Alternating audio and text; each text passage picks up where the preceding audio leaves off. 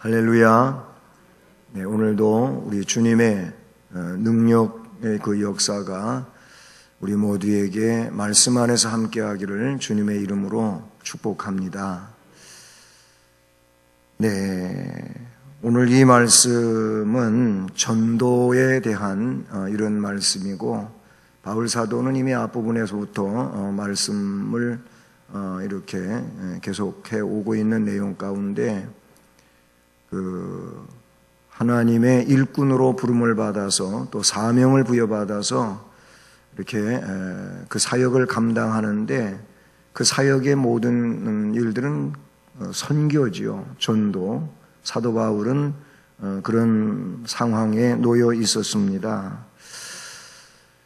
그런데 이 전도에 대하여 자신의 그 중심의 소견을 밝히는데, 오늘 말씀해 보면 부득불 할 일임이라 이렇게 말씀하고 있지요.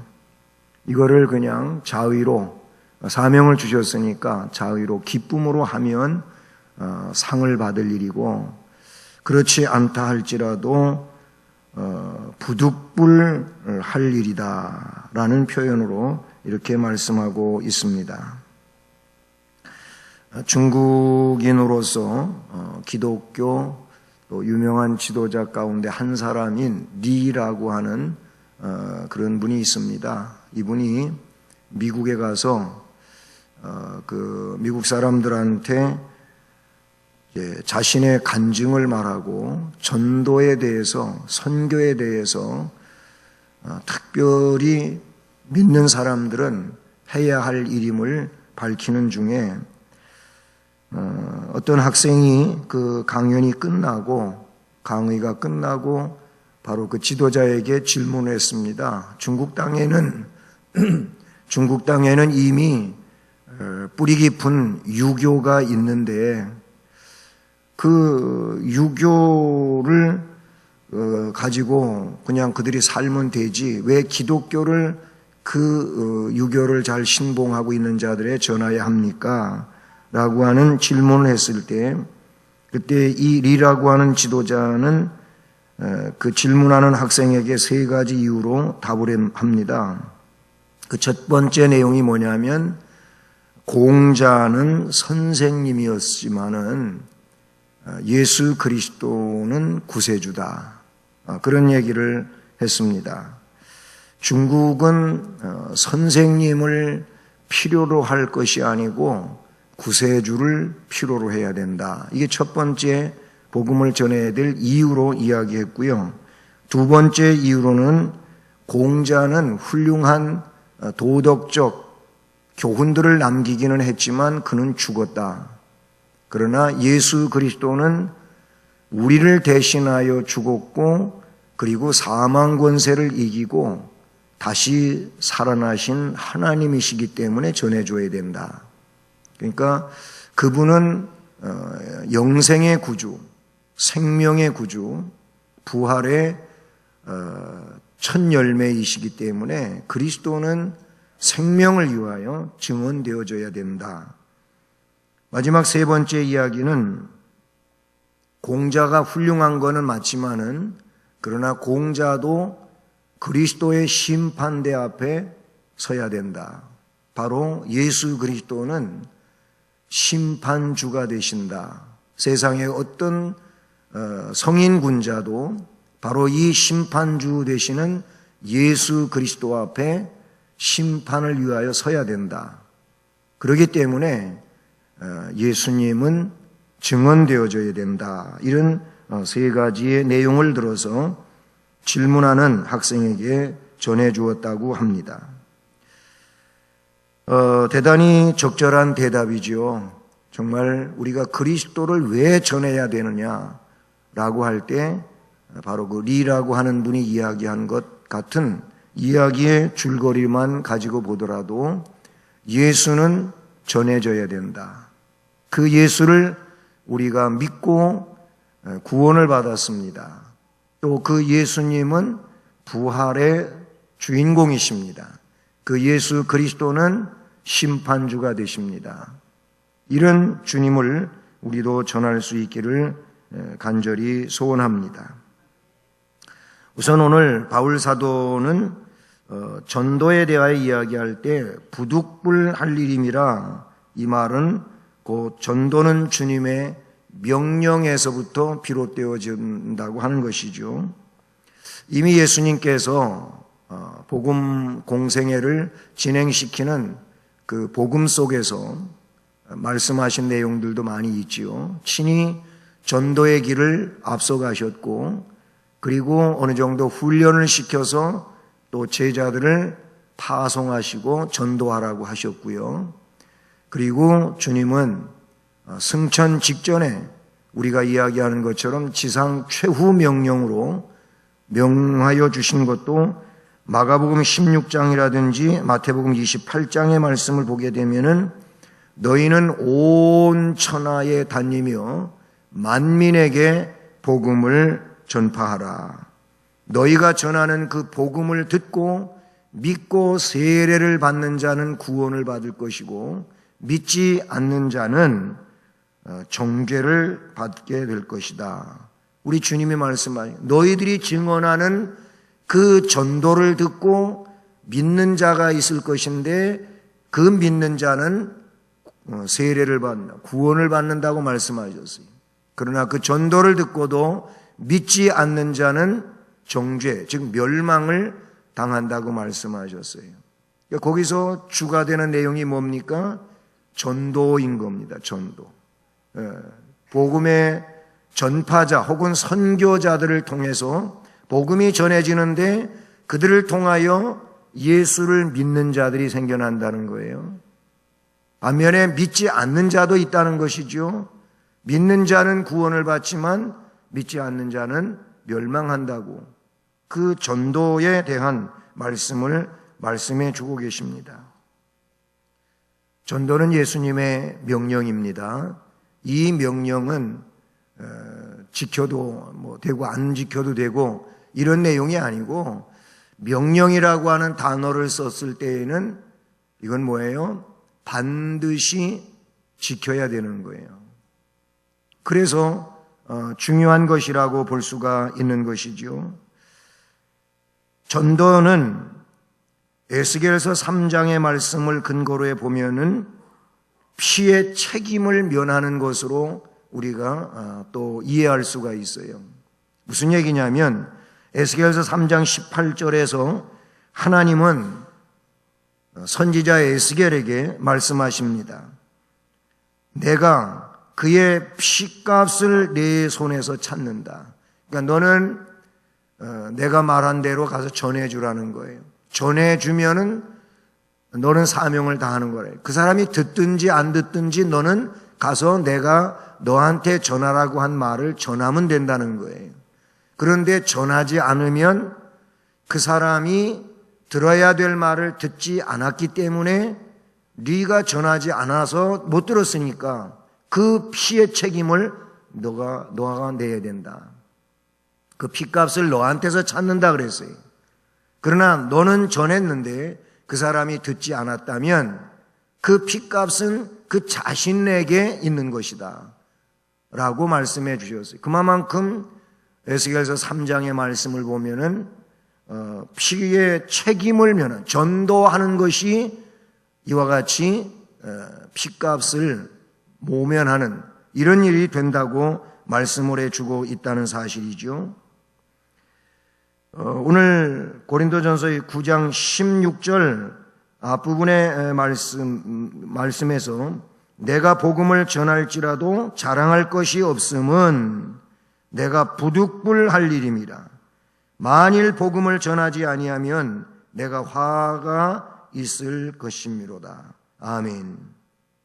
바울 사도는 그런 의식 속에 있는 거예요. 복음과 자신의 관계는 이거는 부득불할 일이라는 겁니다. 이 부득불할 일이라고 하는 말의 원어는 헬라어로 아낭케라는 그런 단어인데 그 의미는 어디에서 온 거냐면은 신의 명령은 거부할 수 없다는 거예요. 그 거부할 수 없는 하나님의 명령 혹은 주님의 명령이라고 하는 그런 의미의 말씀이라는 것이죠. 그러니까 쉽게 얘기를 해보면은 이거는 해야만 되는 일인 거예요. 안 하면 안 되는 일이라 그런 얘기죠. 할 수밖에 없는 일이라는 거예요. 그래서 성령의 역사 속에 있는 사람들은 복음을 말하지 않을 수가 없어요. 여러분, 성령의 역사와 아직 깊은 관계를 맺지 못하면은 그냥 교회만 왔다 갔다 하며 살 수 있는 거예요. 근데 그게 다는 아니라는 거지요. 정말로 성령의 역사가 내 심령 가운데 임하고 그 성령의 역사에 의해서 감동이 있고 감화가 있게 되면 하나님의 구속의 은혜가 얼마나 귀중한 거가 느껴지는 거고, 그리고 그 사랑이 정말 바다보다도 넓고 하늘보다도 높고 이렇게 느껴지는 거예요. 그래서 그 큰 은혜를 깨달으면서 어떻게 하나님께 감사하고, 그래서 이 생명을 가진 복음을 아직 전해받지 못한 이들에게 전한다는 얘기죠. 할렐루야. 이게 성령의 역사예요. 주님이 말씀하신 내용에 너희가 성령을 받으면 권능이 임하는 거다. 권능이 임하면 예루살렘, 유대, 사마리아 땅끝까지 이르러 증인이 될 수밖에 없다는 거예요. 그 권능에 의하여 복음의 증인이 된다고 그렇게 말씀을 해주고 있는 것이죠. 그래서 성령의 사람은 전도하는 일은 오늘 말씀에 있는 것처럼 부득불할 일임이라 그랬어요. 언젠가도 간증삼아 짧게 제가 저 자신에 대해서 이야기한 적이 있었는데요. 저는 1978년도에 그 전에도 이제 교회에 목사님이라든지 아니면 장로님이라든지 권사님들이, 또 기도 많이 하시는 이런 권사님들이, 그때 당시 저는 이제 주일학교 교사이고 했기 때문에 박 선생은 신학을 해야 된다고. 맨 첫 번에는 이 얘기가 그냥 듣기 좋으라고 하는 얘기인 줄 알았어요. 근데 이 얘기가 많은 분들이 점점 더 많은 분들이 저한테 그런 말씀을 해주시고 그러는데, 저는 그 말을 그냥 선뜻 받아들이지를 못했어요. 여러 가지 이유가 있었기 때문에 나름대로 내가 그냥 이렇게 교사로 아니면 평신도로 교회를 섬기면 되는 거지, 열심히 섬기면 되지 그랬는데, 그런 이제 말씀들을 해주시고 많이 들었어요. 그러다가 68년도에 주일학교 교사들, 그때 당시 제가 유년부 총각이면서도 부장이었거든요. 교사들을 한 20여 명 가까이 데리고, 그렇게 유년부 교사들만 데리고 이제 그 교회 가까이에서 있는 기도원은 대한수도원이거든요. 철원에 한탄강변에 있는 거기를 갔어요. 그리고 이제 프로그램에 의해서 같이 연합으로 이렇게 성경 공부도 하고 또 기도도 하고 또 이런 프로그램에 의해서 그렇게 하다가 이제 개인 기도 시간이 있잖아요. 그래서 기도하는 개인 기도 시간에 그 대한수도원 가면은 그 옛날 예배당 자리에서 내려가면 그 숙소가 있고, 숙소에서 산을 조금 올라서 이렇게 산비탈 옆으로 이렇게 가면은 큰 바위가 이렇게 깎여가지고 깊이 이렇게 들어간 데가 있어요. 마치 추녀처럼 이렇게 깊이 들어가서 거기에 이제 방석 같은 걸 가지고 가서 깔고 기도하고 하는 이런 곳입니다.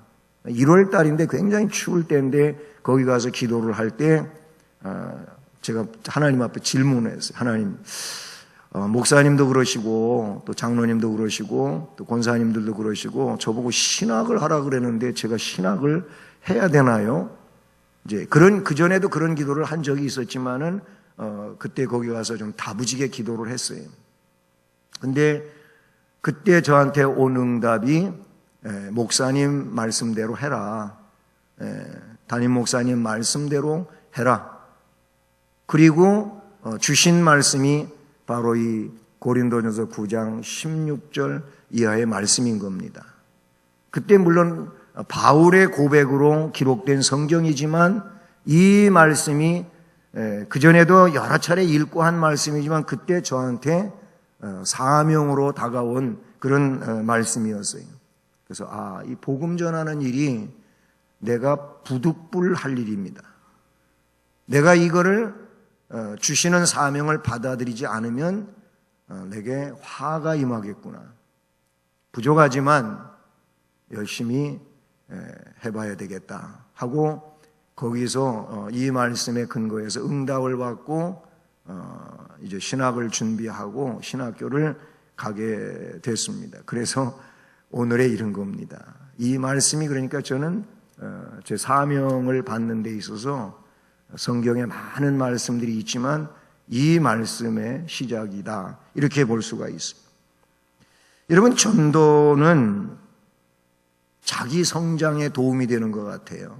전도 안 하는 사람하고 전도하는 사람의 차이가 뭐냐면 자신의 영혼도 그렇지만은 타인의 영혼에 대해서 생각을 다르게 가져요. 영혼의 아주 그 귀중성, 그 한 영혼 한 영혼의 귀중성은 어디에서 오는 거냐면 바로 이 복음에서 오는 건데, 그냥 복음이라고 말할 때에는 역동적인 이 전해지는 복음에서 바로 성장이 일어나게 되는 거예요. 그러니까 전도를 하게 되면은 전도하는 사람들은 자신도 모르게 자기가 그 복음을 전하는 데서 부딪히는 일이 한두 가지가 아니잖아요. 그렇죠? 그렇게 하면서 내가 성장을 빨리빨리 이루어가요. 영혼을 귀중하게 여기면서 내 신앙 성장이 그만큼 전도하다가 보면 기도하게 되고, 전도하다가 보면은 전도의 방법론에 대해서 깊이 생각하게 되고, 그리고 말씀을 자꾸 파고들지 않을 수가 없어요. 전도를 하다가 보면은 그런 것에 대하여 스스로가 의식하게 되고 느끼기 때문에, 그래서 탐구하는 이런 길을 가는 거예요. 전도하는 자는 스스로 성장할 수가 있어요. 전도를 안 하면 성장이 안 됩니다. 그래서 함부로 영혼에 대해서 말하기도 하고 그러는 거예요. 여러분, 영혼에 대해서 함부로 이야기하는 것은 복음의 귀중성을 모르는 거예요. 뿐만 아니라 전도는 최고의 사랑을 베푸는 것이라고 말할 수가 있어요. 그래서 전도 열심히 하는 사람들은 뭐 전도, 우리 한국에 그렇게 전도왕들을 얘기 다 들어보면은요, 너무 헌신적인 거예요. 그냥 맨날 뛰어다니며 전도만 하는 게 아니고요, 자기에게 있는 것을 가지고 그를 어떻게든지 사귀기 위해서 아니면 관계를 개선하기 위해서 어떻게 해요? 계속 자기의 물질을 풀어서 그들과 관계를 맺는 거예요. 관계를. 전도왕들은 다 그렇더라고요. 거의 그렇더라고요. 그냥 말로만 하지를 않는 거예요. 자기의 하나님 주신 물질 가지고 그들에게 사랑으로 자꾸 주면서 그렇게 관계를 맺는 걸 봐요. 그 전하는 자체가 뭐냐면 그 영혼을 사랑하는 거 아니겠습니까? 그렇게 살다가는 그냥 멸망할 거니까 예수 믿어서 영원한 천국에 가자고 하는 이것은 그 영혼을 사랑하는 지극한 사랑에서 기인이 된다, 이렇게 볼 수가 있어요. 그리고 바울 사도의 고백과 같이 전도는 뭐냐? 빚음, 즉 복음의 빚을 갚는 일이라고 말할 수가 있어요. 바울은 그랬어요. 로마서 1장 14절로 15절에 내가 빚진 자라 그랬어요. 그러므로 할 수 있는 대로 로마에 있는 너희에게도 복음 전하기를 원한다. 나는 복음을 부끄러워하지 않는다. 왜냐하면 이 복음이 믿는 자에게 구원을 주시는 하나님의 능력이 되기 때문이다. 할렐루야. 그 말씀에 보면 나는 빚진 자라 그랬어요. 그 빚은 주님께 진 거예요. 사랑의 빚진 자란 말이에요. 그래서 어떻게든지 이 복음을 전함으로 주님이 자신에게 그렇게 귀한 것들을 주신 것을 그렇게 한다고 뭐 갚을 수 있는 건 아니겠지만 그렇게 하고자 하는 이 열정에 대해서 바울 사도는 나타내 주고 있음을 우리가 볼 수 있지 않습니까? 이처럼 복음은 우리 주님의 명령에 근거하여 전하는 것입니다. 왜 그렇게 해야 되느냐라고 한다면 생명의 길은, 구원받는 길은 예수밖에 없기 때문에 그렇습니다. 할렐루야. 따라합니다. 구원의 길은 예수밖에 없다. 아멘. 다시, 구원의 길은 예수밖에 없다. 아멘. 두 번 하는 이유가 뭔지 아십니까? 안 하고는 안 하시거든. 너무 그냥 이 꽉 다물고 안 하시니까 하는 게 여러분에게 복이 될 줄로 믿습니다. 구원이라고 하는 건 예수밖에 없어요. 그 어떤 것으로 이룰 수 있는 게 아니에요. 그래서 예수 믿어야 된다는 말씀은 성경에 너무나도 여러 군데 아주 그것도 자세하게 기록이 되어지고 있죠. 사도 베드로도 사도행전 4장의 말씀에서 그 내용을 충분하게 말씀하고 있어요. 4장 10절을 보면은 그 3장에서부터 이어져 가는 사건 아닙니까? 사도행전 3장에 어떤 사건이 등장해요? 성전 미문에 한 번도 나면서부터 걸어보지 못한, 나면서부터 안전뱅이 된 자. 그래서 그 미문에 와가지고 사람들에게 업혀오기도 하고 아니면 들것에 들려오기도 하고, 그러니 거기서 와가지고 어떻게 해요? 구걸하고 있는 거잖아요. 그 베드로와 요한이 그 성전 미문으로 들어가다가 이 사람을 만난 거예요. 그때도 이 사람은 베드로와 요한에게 구걸을 했겠죠. 그때 베드로는 너는 지금 돈을 구하고 있는데 나는 은도 금도 없다. 하지만 내게 있는 것을 내게 주고 싶다. 그거 뭐예요? 곧 나사렛 예수 그리스도의 이름으로 일어나 걸으라. 그래서 그의 손을 잡아 일으켰더니 하나님께서, 우리 주님께서 능력을 그에게 주어가지고, 그렇게 나면서부터 걸어보지 못한 사람이라면 그 하체가 어떻게 했습니까? 걸을 수 있는 그런 기능이 없는 거잖아요. 그럼에도 불구하고 그 자리에서 일어난 거예요. 할렐루야. 걸어갑니다. 조금 있더니 뛰어갑니다. 막 성전을 뛰어다니면서 그 주님을 찬송하는 거예요. 할렐루야. 깜짝 놀랄 일이 일어났잖아요. 그래가지고 이 일로 소동이 벌어진 거예요. 그러면 4장으로 이 말씀이 이어지는 거예요. 뭐 이 일을 대단히 너희들은 대단히 한 일로 그렇게 여기는데 하면서 사도 베드로가 그 사도행전 4장 10절에서 무슨 말씀을 하냐면 나사렛 예수 그리스도의 이름이 이 사람이 강건하게 됐다. 나사렛 예수 그리스도의 이름으로 된 거다. 그러면서 4장 12절에 무슨 말씀을 합니까? 다른 이로서는 구원 얻을 수가 없나니 천하 인간의 구원을 받을 만한 다른 이름을 우리에게 주신 적이 없다는 거예요. 나사렛 예수 그리스도의 이름 외에는 그 어떤 이름으로도 구원이 이루어질 수 없다는 것을 강력하게 증언하는 사도 베드로의 말씀을 우리는 보게 되는 것이죠. 철학, 과학, 아니면 경제, 아니면 또 다른 종교, 영생의 길 있나요? 없습니다. 그 어떤 학문으로도 영생의 길을 갈 수가 없어요. 오로지 예수 그리스도의 보혈, 그 십자가만이 구원의 길인 줄로 믿습니다.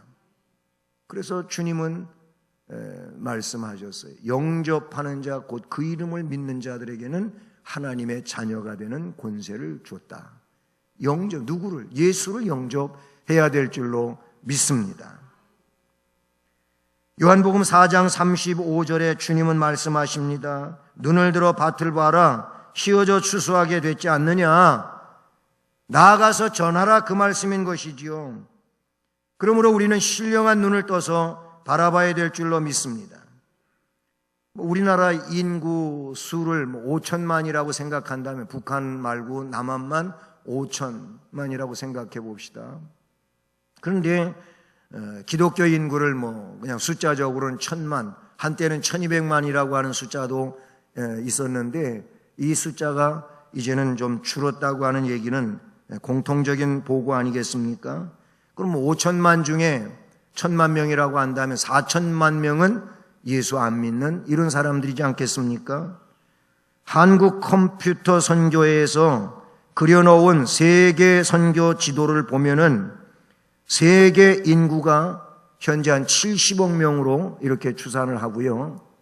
그런데 이제 종교 분포를 어떻게 이야기하고 있냐면은 이슬람교가 제일 많아요. 21.9%나 된다 그래요. 가톨릭이 14.88, 신두교가 14.28, 기독교가 10.91, 불교가 6.47, 무종교가 15.1로 나타납니다. 그러니까 우리는 가톨릭하고 구원에 대한 것은 다른 견해를 갖고 있지만 가톨릭을 포함해서 기독교 인구로 추산한다 할지라도 얼마나 되니까 세계 인구의 10분의 1밖에 안 된다는 것이죠. 그러니까 기독교 인구는 이만큼 작은 것이라고 볼 수가 있는 겁니다. 그렇습니다.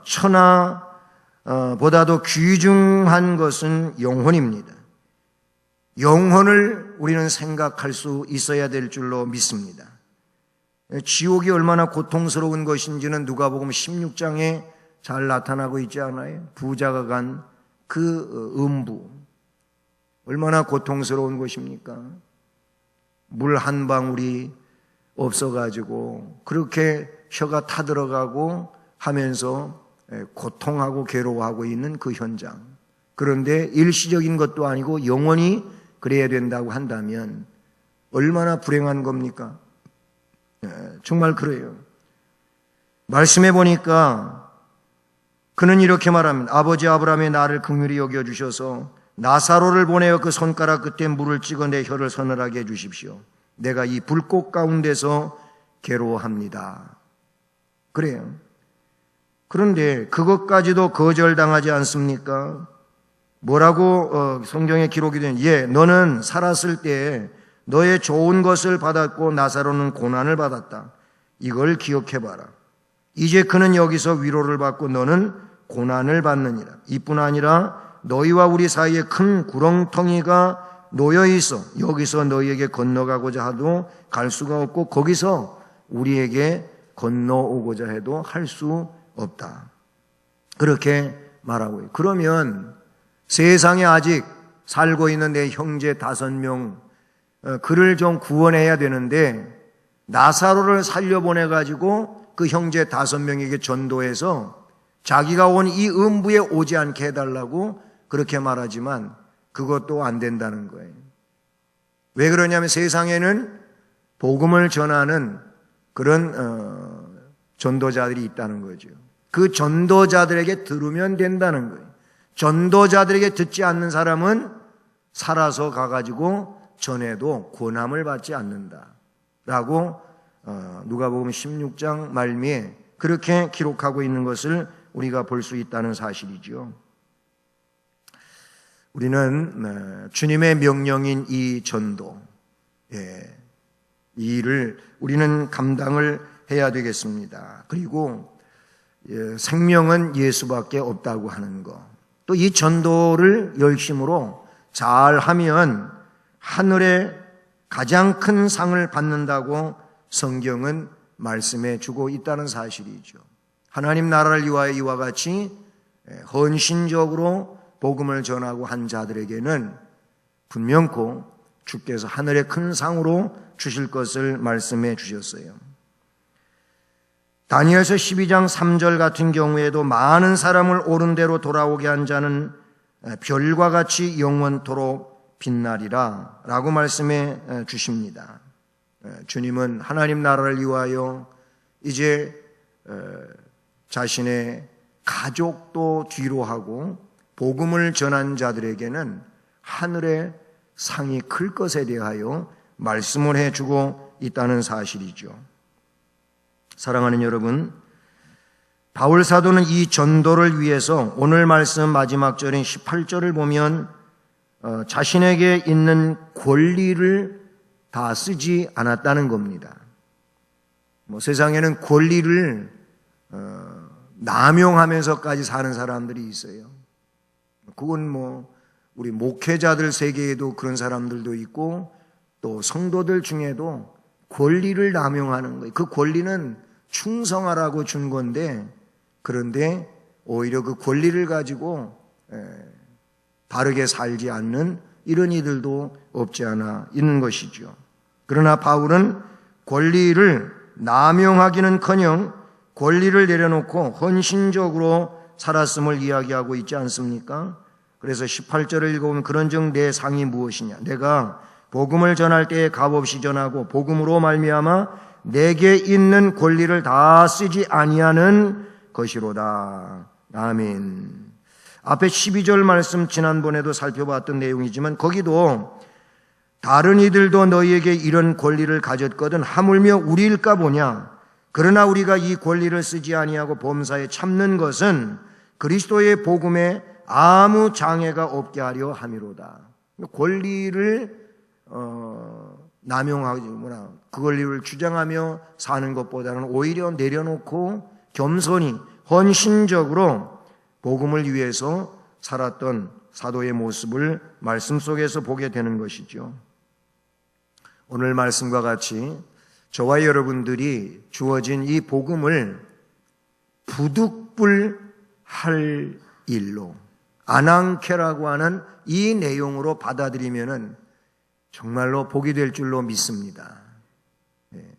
반드시 해야 될 일, 하지 않으면 안 될 일로 그렇게 인정하고 복음을 위해서 심령이 뜨거워질 수 있기를 바라고, 그리고 가정 안에서 또는 이웃 속에서 아니면 여러분 일터에서 복음의 증인으로 살고, 그래서 주님께 충성을 다하고 영광을 돌리는 은혜자